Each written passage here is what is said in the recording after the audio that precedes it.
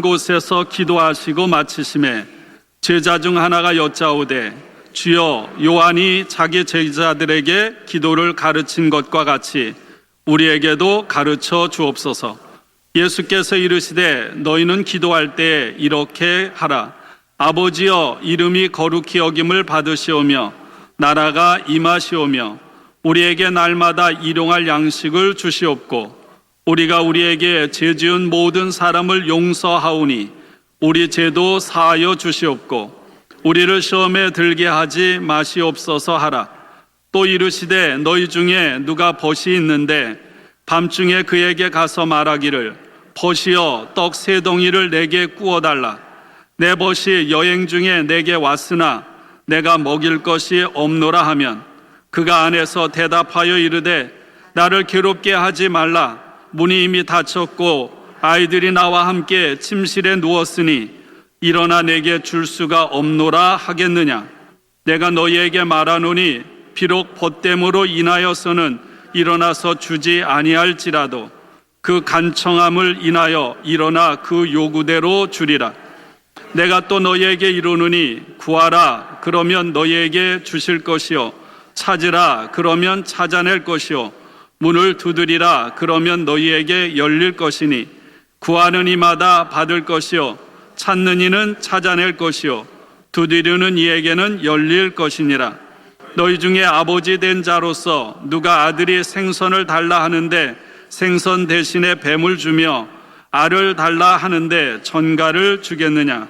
너희가 악할지라도 좋은 것을 자식에게 줄 알거든 하물며 너희 하늘 아버지께서 구하는 자에게 성령을 주시지 않겠느냐 하시니라. 아멘. 한국에서 주중에 내내 들려오는 소식들은 우리를 아프게, 우리를 불안하게 합니다.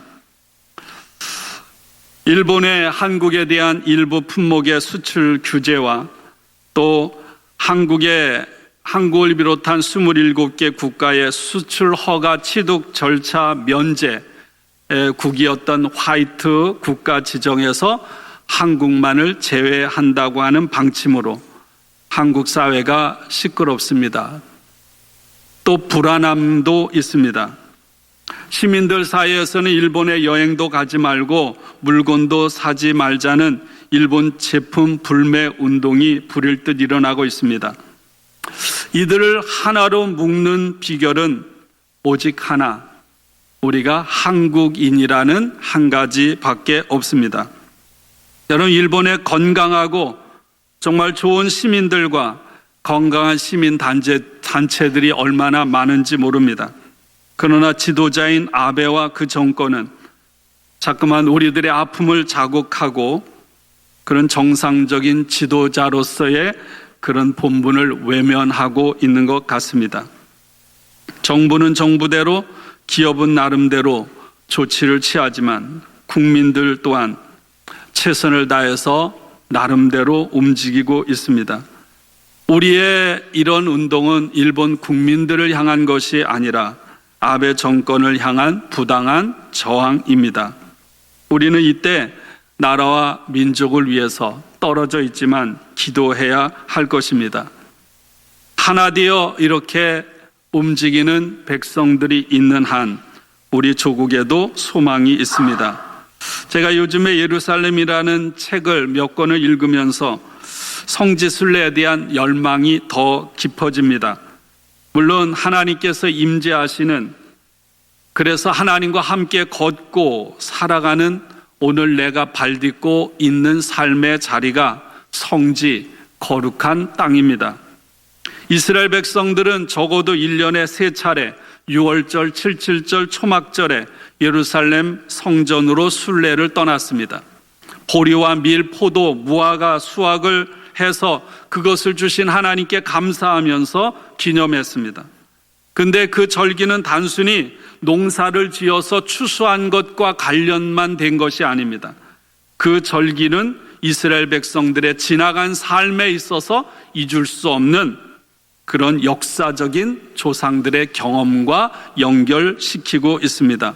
6월절, 77절, 초막절, 애굽에서 종살이에서 해방되어서 구원받게 된 출애굽 사건을 기념하는, 그리고 시내산에서 하나님과 계약을 맺고 하나님의 백성이 된 것을 기념하기 위해서, 그리고 40년 동안 척박하고 힘든 광야 40년 동안을 지나면서 힘든 시간들, 그리고 그 순간에 함께 하신 하나님의 은혜를 기억하면서 그들은 절기를 지켰습니다.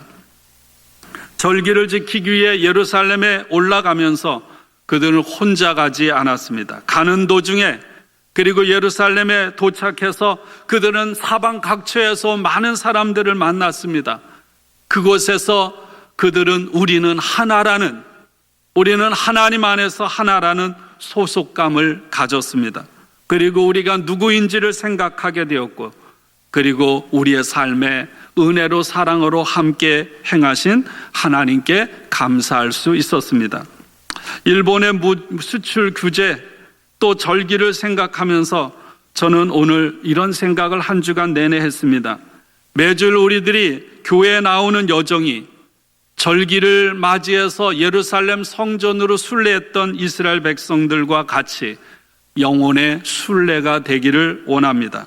함께 하나님 앞에 나아오고 함께 교회에서 만남으로 우리는 하나라는, 우리는 가족이라는, 우리는 공동체라는 소속감을 여러분들이 느낄 수 있기를 원합니다.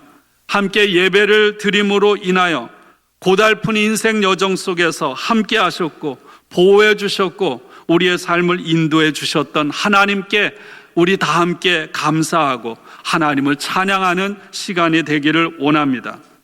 또한 주일마다 교회에 나와서 함께 삶을 나누고 기쁨을 나누고 아픔을 나누고 보이는 곳 보이지 않는 곳에서 굳은 일을 다 각자 맡겨진 직분을 따라서 섬기는 그런 한 분 한 분 여러분들을 볼 때마다, 아니 섬기는 것 그것을 떠나서 주일날 하나님 전에 나와 앉아있는 여러분들을 볼 때마다 얼마나 감사하고 얼마나 기쁘고 저는 행복한지 모릅니다. 우리에게는 이스라엘 백성들과 같은 절기는 없습니다. 물론 이민사에서는 더욱더 그렇습니다. 그럼에도 불구하고 매일매일 되풀이되는 일주일의 삶 가운데 저는 매 주일이 저와 여러분의 삶을 새롭게 하는 삶의 축제가 되기를 원합니다. 느헤미야 8장에서 느헤미야는 이렇게 말하고 있습니다. 오늘은 너희 하나님 여호와의 성일이니 슬퍼하지 말며 울지 말라. 너희는 가서 살진 것을 먹고 단 것을 마시되 준비하지 못한 자에게 나누어 주라. 이날은 우리 주의 성일이니 근심하지 말라. 여호와로 인하여 기뻐하는 것이 너희의 힘이니라. 우리는 하나입니다. 하나님 안에서, 교회를 통해 그리스도 예수 안에서 우리는 한 가족으로, 그리고 한 공동체로 이 자리에 모여 있습니다. 오늘 교회력에 따른 성서 일과의 성경 말씀은 구약의 호세아 1장 2절로 10절, 그리고 시편 85편, 신약의 골로새서 2장 6절로 19절, 그리고 오늘 함께 읽은 누가복음 11장입니다. 특별히 시편 85편은 바벨론의 포로로 끌려갔다가 이스라엘에 돌아온 백성들의 삶에 대한 이야기입니다. 포로로 끌려갔다가 하나님 뜻 가운데 다시 고국으로 돌아왔는데 삶이 만만치가 않습니다. 폐허 속에서 재건한다는 것, 그리고 사방에서 방해하는 적들이 너무나 많아요. 그래서 이스라엘 백성들은 하나님의 말씀에 순종해서 안정된 바벨론에서의 삶을 버리고 고국으로 돌아왔지만 많은 고난을 겪어야 했습니다. 그런 가운데서 이 시인과 공동체는 하나님의 도우심과 하나님의 은혜를 구하면서 하나님 앞에 기도합니다. 지나간 날들 하나님께서 우리를 고난 가운데서 포로에서 구원해 주신 것을 감사하며, 더불어 하나님 이 땅에 왔으니 하나님 우리를 완전하게 회복시켜 주시고, 하나님 우리에게 고난과 어려움을 겪고 있는 우리에게 하나님의 복을 내려 주십시오. 이렇게 기도하고요. 이런 고통의 자리 가운데서 그런 기도와 더불어 아직은 이루어지지 않았지만 하나님께서 미리 응답하실 것을 믿고 오늘 이 자리에서 감사하고 찬양하고 있습니다. 이 믿음이 저와 여러분에게 있길 원합니다. 우리에게 부활신앙이 있잖아요. 여러분, 부활이 없으면 여러분의 삶의 믿음은 다 헛된 거예요. 세상에 가장 불쌍한 자예요. 부활은 언제 이루어지나요? 우리가 죽고 주님이 다시 오시는 그때 우리 부활이 이루어져요. 근데 그때 부활의 삶을 우리가 사는 게 아니죠. 그때 이루어질 부활을 어디서? 오늘 이 자리에 끌고 들어와서 지금 아픔과 고난과 문제가 많은 그런 삶임에도 불구하고 지금 이 자리에서 부활의 삶을 살아가는 것입니다. 사방으로 우겨싸임을 당해요. 거꾸로 뜨림을 당하고 답답한 일을 당하고 억울한 일을 당하지만 쌓이지 않아요. 절망하지 않습니다. 포기하지 않습니다. 여러분, 이것이 하나님의 사람의 삶의 모습임을 믿습니다. 하나님께서 응답하실 것을 미리 끄집어 와서 미리 맛보고 이 자리에서 찬양하는 삶, 얼마나 귀한 삶입니까? 그래서 시편 85편 8절은 이렇게 고백합니다. 하나님께서 무엇을 말씀하시든지 내가 듣겠습니다. 여러분, 하나님께 백성들이 부르짖을 때 그 부르짖음에 대한 응답 언제 이루어질까? 여러분, 우리들이 하나님께서 무슨 말씀을 하든지 내가 듣겠습니다.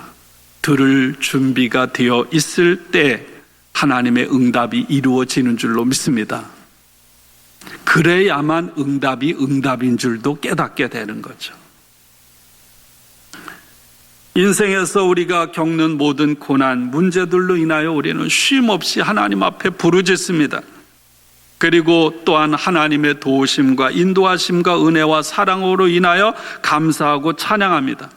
이것을 가능하게 만드는 것이 무엇인가? 성경은 그것이 기도라고 가르치고 있습니다. 제가 지난 금요일 새벽에 일기를 쓰면서 성경에 메모해 놨던 것을 수첩에 옮겨 적었습니다. 기도란 먼저 하나님의 말씀을 듣고 그 말씀으로 만들어지는 이야기에 귀를 기울이는 것이다. 그러나 듣고 나면 기도가 시작된다. 기도는 무엇보다 듣는 방법이다. 기도는 주의를 집중하는 행위이다.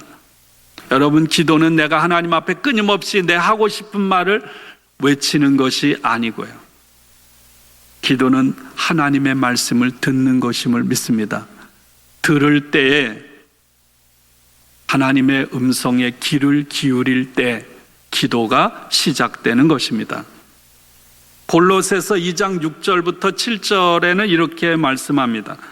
그러므로 여러분이 그리스도 예수를 주님으로 받아들였으니 그의 안에서 살아가십시오. 여러분은 그의 안에 뿌리를 받고 세우심을 입어서 가르침을 받은 대로 믿음을 굳게 하여 감사의 마음이 넘치게 하십시오. 바울이 골로새 교회에 편지하면서 가르쳐신 기도라고 하는 것은 무엇일까? 그리스도 예수 안에서 날마다 자라가는 것입니다. 오늘 우리들이 함께 읽은 본문은 주기도문입니다. 주님께서 가르쳐 주신 기도입니다. 복음서에 주기도문이 몇 개 나올까요? 2개.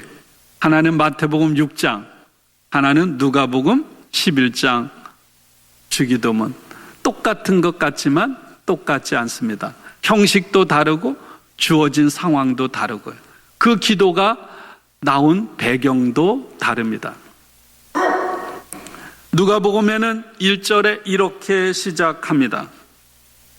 예수께서 어떤 곳에서 기도하고 계셨는데, 새 번역입니다. 기도를 마치셨을 때 제자들 가운데 하나가 말하였다. 주님, 요한이 자기 제자들에게 기도하는 것을 가르쳐 준 것 같이 우리에게도 그것을 가르쳐 주십시오. 무슨 말씀이에요? 누가복음에는 기도할 줄 모르는 제자가 예수님이 기도하시는 모습을 보고 예수님 앞에 기도를 가르쳐 달라고 요청하는 요구에 예수님께서 응답하시면서 가르쳐 주신 기도의 모델입니다. 그렇다면 마태복음 6장에 나와 있는 주기도문은 이렇게 시작되죠. 너희가 기도할 때 위선자들처럼 하지 말라. 그들은 사람에게 보이려고 회당과 큰 길 모퉁이에 서서 기도하기를 좋아한다. 내가 진정으로 너희에게 말한다. 그들은 자기네 상을 이미 다 받았다.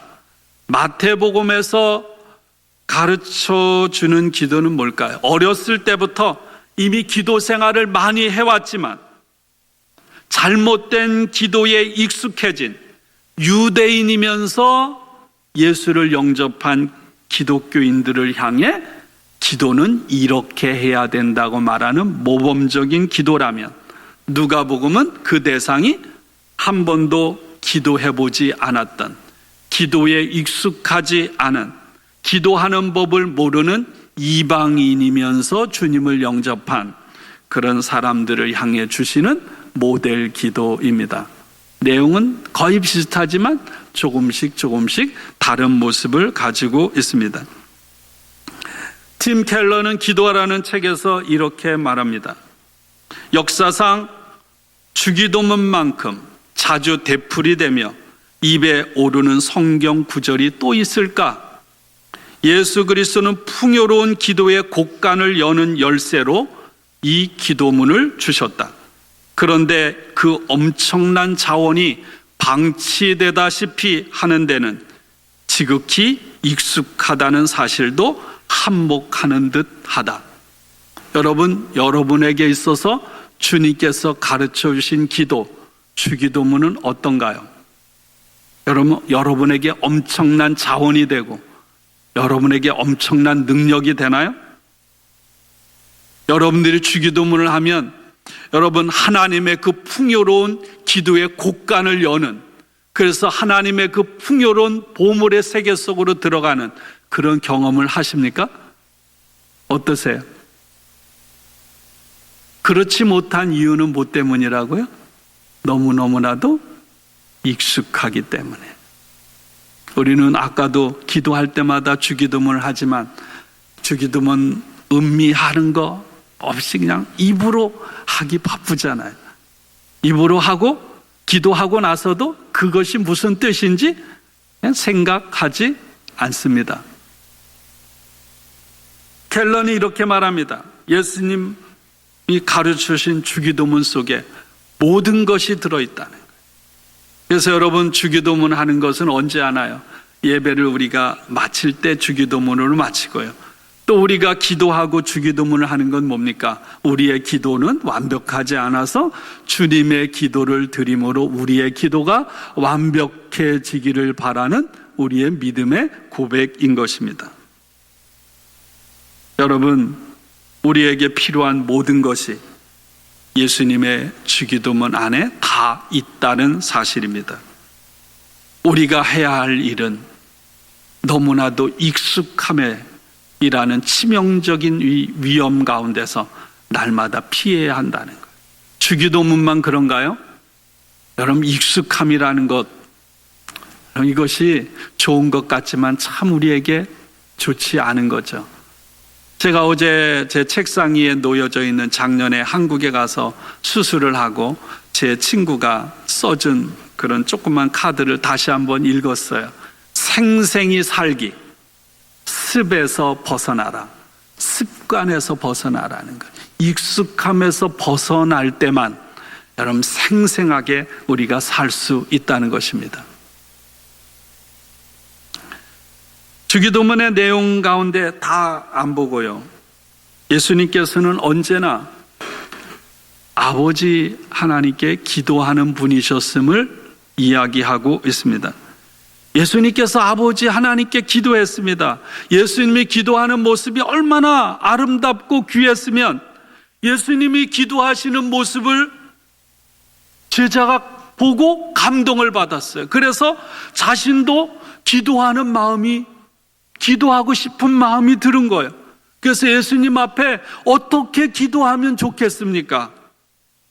요한이 요한의 제자들이 요한이 가르쳐 준 기도를 드린 것처럼 주님, 우리에게도 기도를 가르쳐 주십시오. 무슨 말씀에 요한의 제자들은 누가 가르쳐 주신 기도를 했습니까? 요한이 가르쳐 준 기도를 했어요. 주님, 우리에게도 기도를 가르쳐 주십시오. 주님께서 가르쳐 주신 기도를 드리는 사람이 바로 주님의 제자인 것이죠. 오늘 말씀에서 앞에 말씀드린 대로 마태복음과 누가복음이 주기도문의 은혜 형식이 다르고 주어진 동기도 다르다고 했습니다. 그러나 그것보다 더 중요한 것은 기도의 내용이요, 그리고 기도하는 사람의 마음인 줄로 믿습니다. 하나님은 어떤 분일까? 우리가 기도하며 우리의 기도를 들으시는 아버지임을 믿습니다.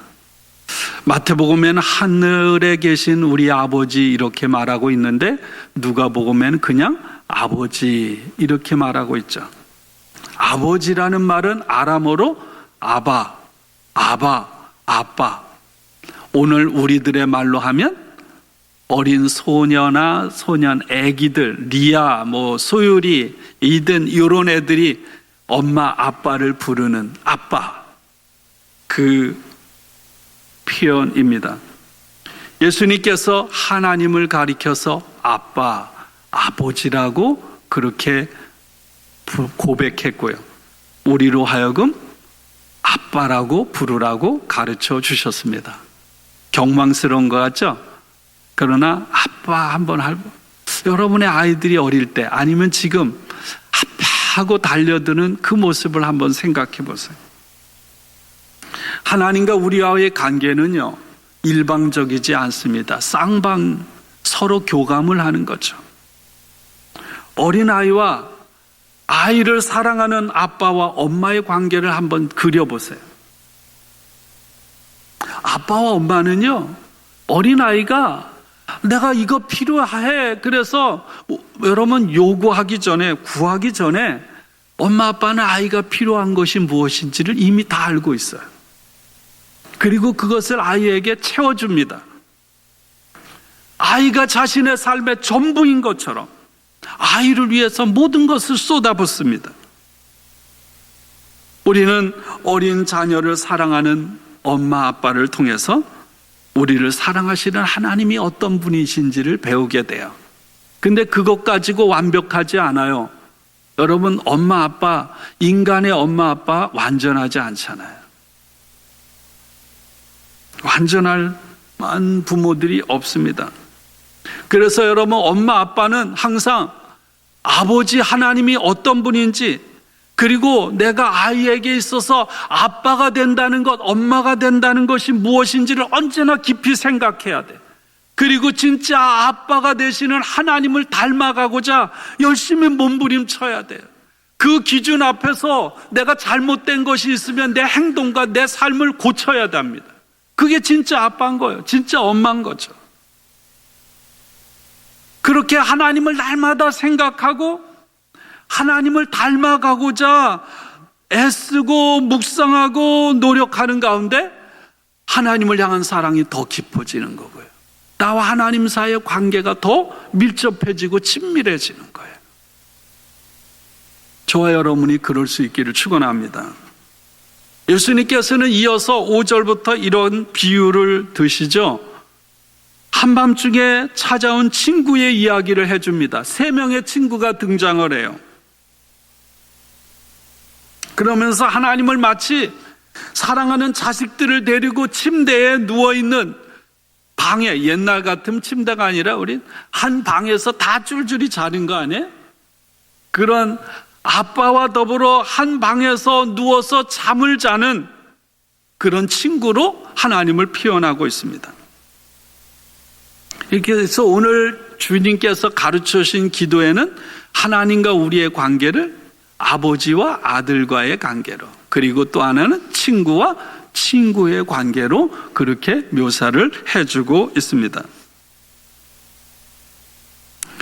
여러분, 옛날에 쭉 아버지부터 이렇게 잠을 자면 밤중에 일어나서 어두울 때 이렇게 화장실 가고 하면 막 발로 밟을 때도 있고 그렇잖아요. 그죠?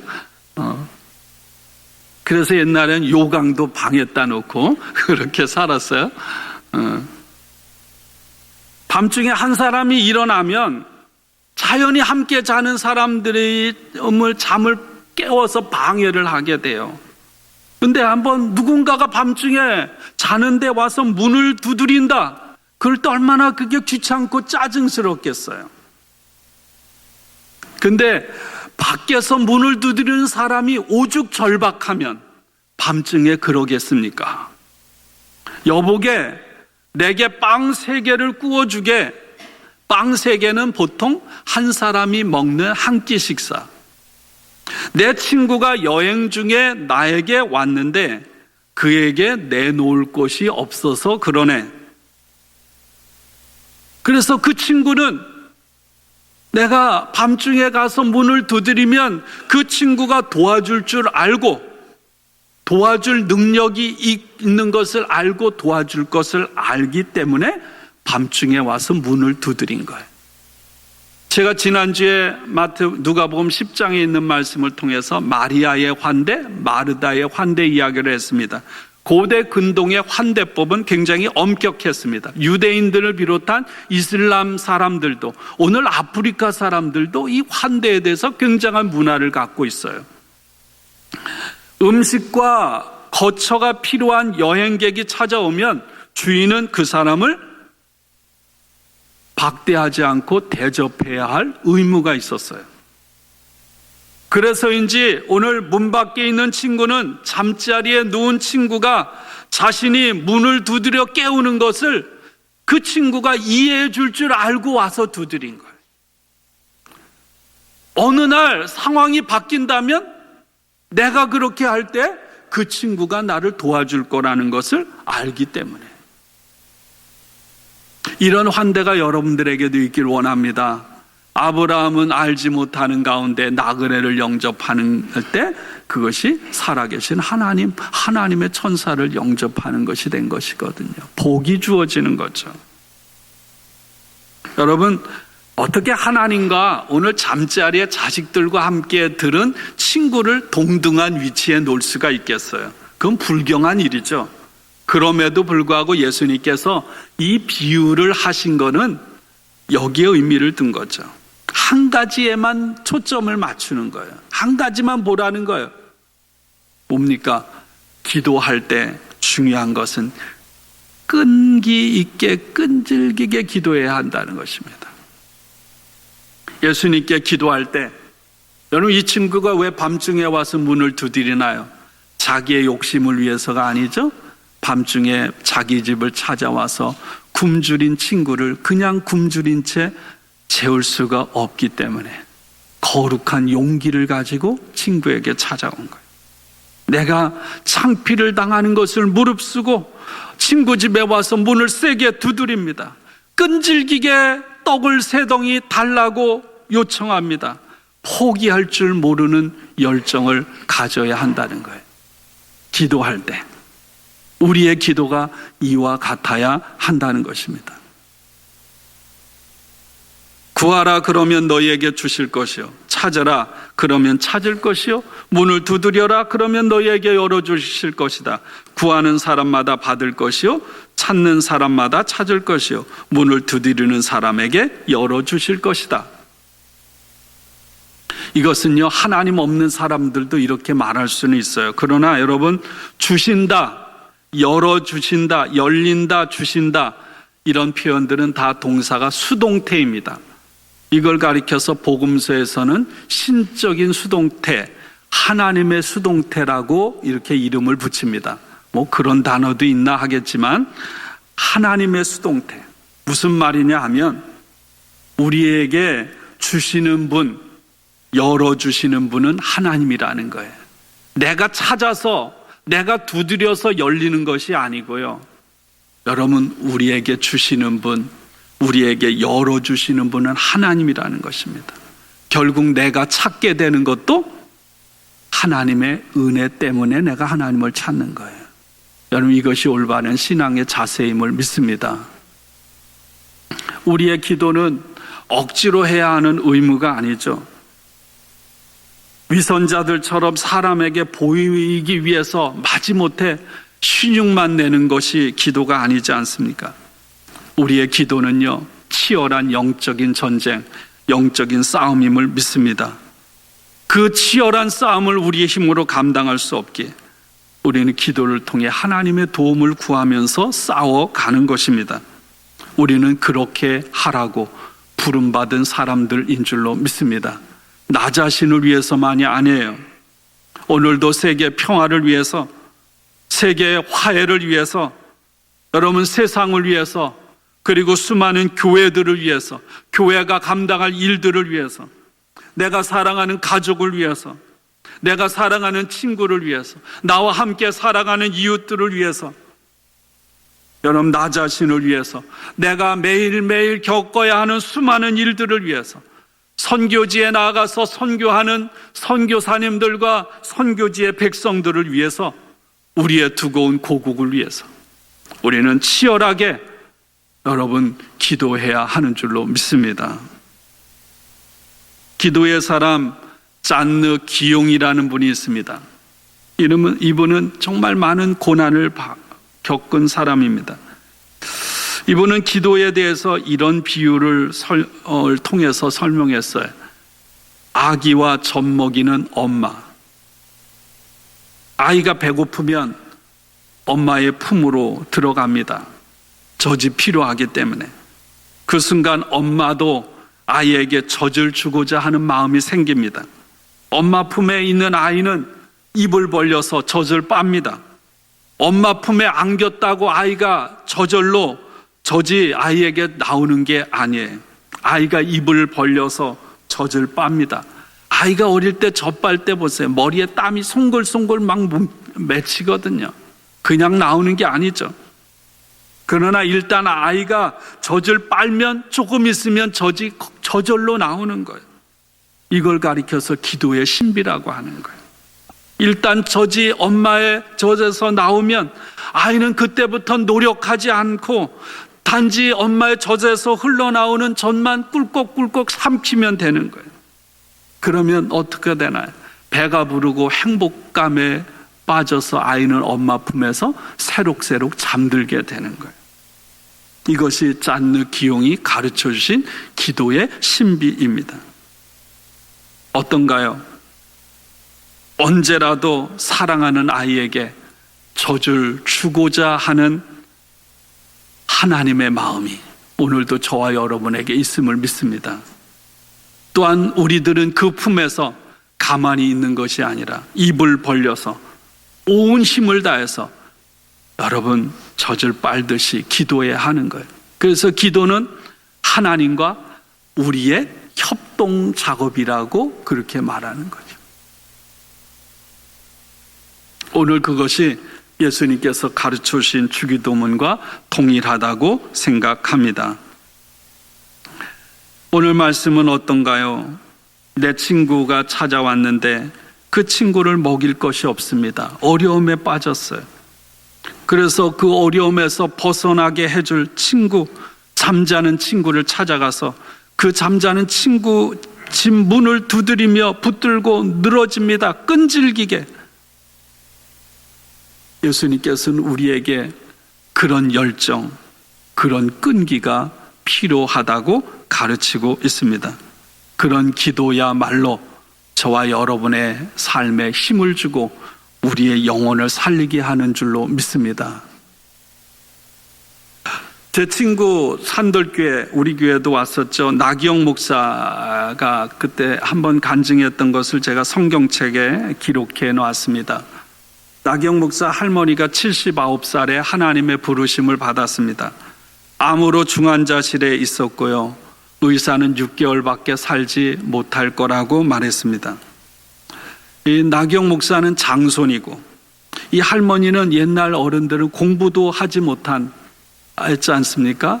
공부도 하지 못한 비천한 여인이라고 고백하면서 우리 손자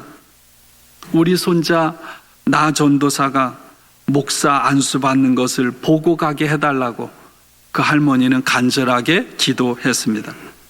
그때 이 목사 안수를 받는 연회 애뉴얼 컨퍼런스가 샌프란시스코에 있었어요. 그러면 할머니가 갈 수가 없는 거예요. 근데 갑작스럽게 그 연회가 남가주 오렌지 카운티 필라델피아 교회로 바뀌었고요. 결국 하나님께서는 그 연회에 참석해서 손자가 목사 안수 받는 것을 보았습니다. 여러분, 우연한 것 같지만 나경 목사는 이렇게 고백했습니다. 할머니의 간절한 기도에 연애 장소를 바꾸시면서까지 하나님께서 응답하셨다. 여러분의 삶에 이런 고백들 없습니까?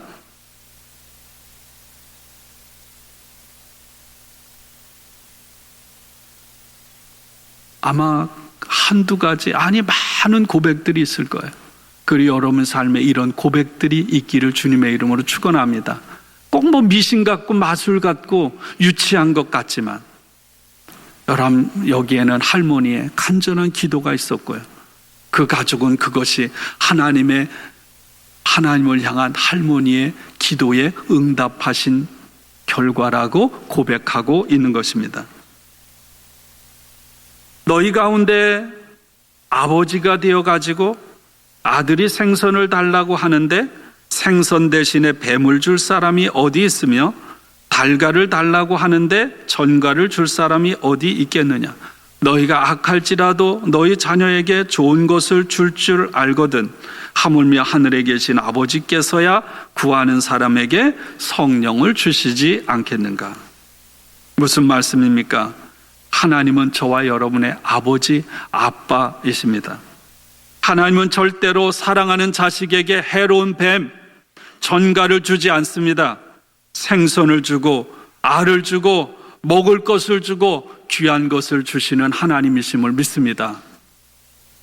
우리에게 좋지 않은 엉뚱한 것을 주고 혼자 여러분 좋아하는 그런 폭군이 아닌 거예요. 그 아버지 하나님은 이스라엘 백성들에게 어떤 하나님일까요? 나라를 빼앗기고 애굽에서 고통 가운데 절망하고 죽어가던 백성들을 구원하셔서 자기의 아들로 삼으신 아버지이십니다. 오늘 우리가 하나님을 아버지라고 부르는 것은 마찬가지입니다. 우리의 살아가는 삶의 문제, 고통, 슬픔, 아픔, 죽음 가운데서 우리를 건져주시는 분이라는 확신의 고백인 줄로 믿습니다. 이 일을 오늘도 하나님은 살아계셔서 저와 여러분의 아빠가 되셔서 지금도 행하고 계시는 줄로 믿습니다. 오늘 이렇게 말씀하세요. 하늘에 계신 아버지께서는 구하는 사람에게 성령을 주시지 않겠는가.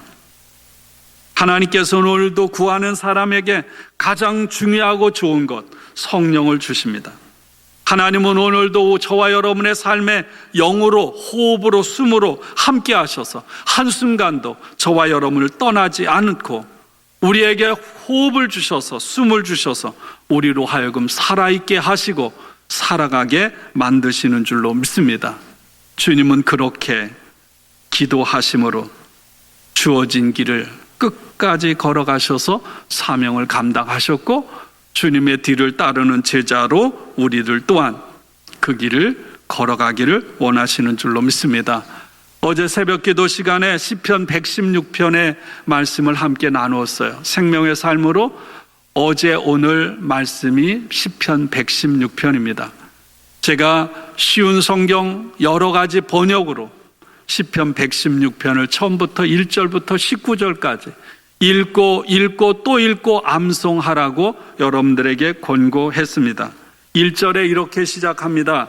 내가 주를 사랑하는 것은 그분이 내 음성과 내 간구를 들어주셨기 때문입니다. 그렇습니다, 여러분. 기도는 우리 신앙인들에게 있어서 가장 생생한 살아있는 언어입니다.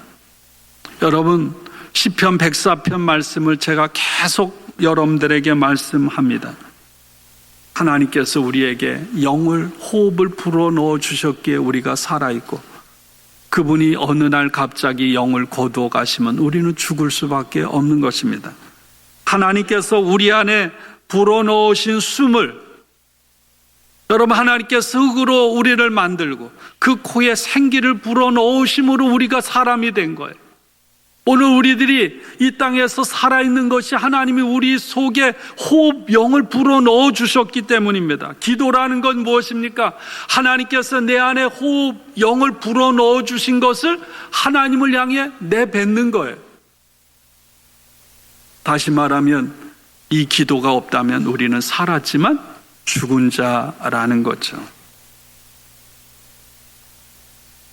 시편 116편은 앞에 이렇게 외칩니다. 오 주님, 내가 주님께 호소합니다. 내 생명을 구해 주십시오. 죽음의 위협 가운데서 이 시인은 죽어가면서 주님 앞에 부르짖습니다. 내 생명을 건져 주십시오. 나를 이 위기에서 모면하게 해 주십시오. 그렇게 외쳐요. 그러나 뒷부분에는 이렇게 고백합니다. 주님께서 내게 주신 이 풍성함을 내가 어떻게 표현할까?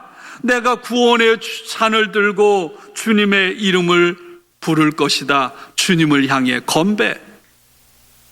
상황이 정반대죠? 죽어가는 상황에서 갑자기 주님을 향해 내가 주님의 풍성하심, 주님의 은혜, 주님의 사랑을 내가 어떻게 표현할까? 구원의 잔을 들고 주님의 이름을 부르며 건배. 이 죽음의 상황과 찬양과 감사의 상황을 연결시켜 주는 것이 무엇일까? 바로 그것이 기도라는 거예요. 저와 여러분의 삶에 날마다 이런 일들이 일어나기를 주님의 이름으로 축원합니다. 여러분의 상황이 어떠하다 할지라도, 내가 일주일을 살아가면서 어떤 일을 만나든지, 여러분 가족이, 여러분 사랑하는 사람들이 어떤 형편에 처해 있든지, 그래서 힘들어서 포기하고 싶고 깨지고 상처 입고 넘어지고 절망적인 그런 상황 가운데서도 여러분이 하나님 안에, 그리스도 안에 뿌리를 내리고 자라감으로 하나님께서 우리에게 불어넣으신 숨을 여러분들이 내뱉으면서 하나님과 함께 호흡함으로 저와 여러분의 삶이 그 가운데서도 하나님의 풍성하심과 은혜를 찬양하고 감사하며 그 고난 가운데서도 건배, 축하하고 기쁨을 누리는 그런 저와 여러분들 되기를 원합니다. 116편 9절에 있는 말씀을 전하고 마칩니다. 내가 하나님 앞에서 힘껏 걸으며 산 자들의 땅에서 살아가리라. 여러분, 살아있는 매일매일에 살아가는 삶의 자리에서 저와 여러분들이 어떤 일을 만나도 아버지 되시는 하나님을 의지하는 믿음 가운데 하나님 앞에서 힘껏 걸어가시기를 원합니다. 에녹처럼, 노아처럼 하나님과 함께 힘껏 걸어가는 하나님의 사람들이 되시기를 주님의 이름으로 간절히 축복하고 축원합니다. 우리 함께 기도하죠.